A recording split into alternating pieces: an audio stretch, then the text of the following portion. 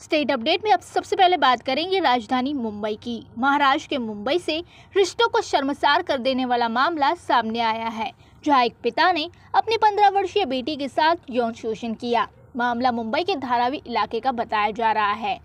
मुंबई के Dharavi police station ने आरोपी पिता के खिलाफ बीएनएस की अलग अलग धाराओं के तहत मामला दर्ज कर उसे गिरफ्तार किया गया।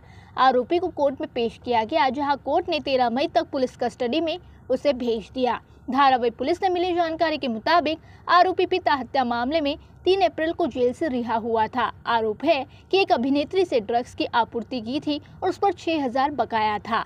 भुगतान में देरी करने पर उसने अपने एक साथी के साथ मिलकर जून 2017 में उसकी हत्या करा दी थी।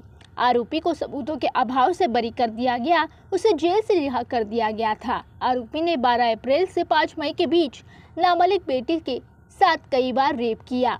लड़की को कमजोरी महसूस होने लगी, जिसके बाद उसने अपनी बड़ी बहन को पूरी घटना बताई। बड़ी बहन ने मां को इस बारे में बताया। इसके बाद नजदीकी धारावी पुलिस को सूचित किया गया। मां की शिकायत के आधार पर पुलिस ने आरोपी पिता के खिलाफ मामला दर्ज कर उसे गिरफ्तार कर लिया। अब अपडेट में बात करेंगे नागपुर की। महाराष्ट्र के नागपुर से शातिर ठग राहुल खबिया की गिरफ्तारी का मामला सामने आया है।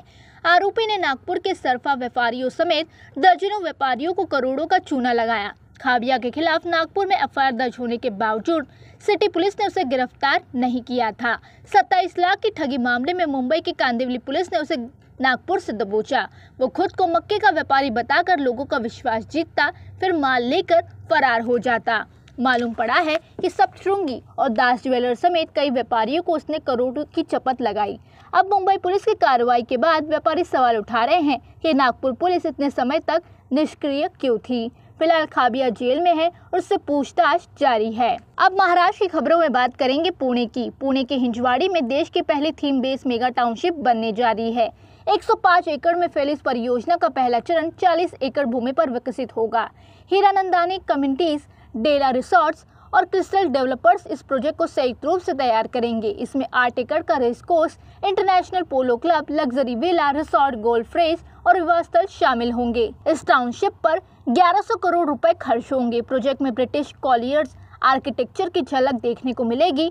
मुंबई हाईवे पर टाउनशिप का ये नया डेस्टिनेशन बनेगा। निर्माण कार्य 3 महीनों में शुरू होगा और कब्जा 2026 के अंत तक दिया जाएगा। अब अपडेट में बात करेंगे नागपुर की।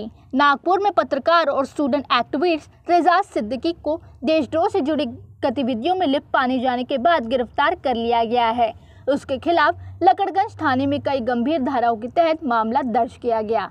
पुलिस को रेजाज और उसके मित्र के पास आपत्तिजनक दस्तावेज सामग्री मिली। वो मकतूब मीडिया द ऑब्जर्वर्स पोस्ट से जुड़ा हुआ था। हाल ही में वो दिल्ली में प्रेस कॉन्फ्रेंस के बाद नागपुर आया था।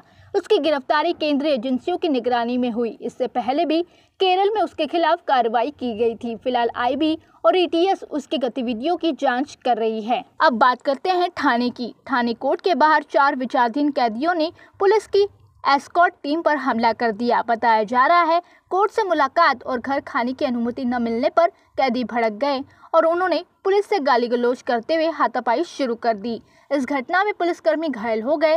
कैदियों में अब्दुल्ला ईरानी, कशीम ईरानी, सौलभ सालुंके, सुनील फुलोरे शामिल थे। पुलिस ने इनके खिलाफ नई धाराओं में मुकदमा दर्ज किया है। चारों को कल्याण जेल में सुनवाई के लिए लाया गया था। कैदियों पर कोर्ट परिसर में अशांति फैलाने का भी आरोप है।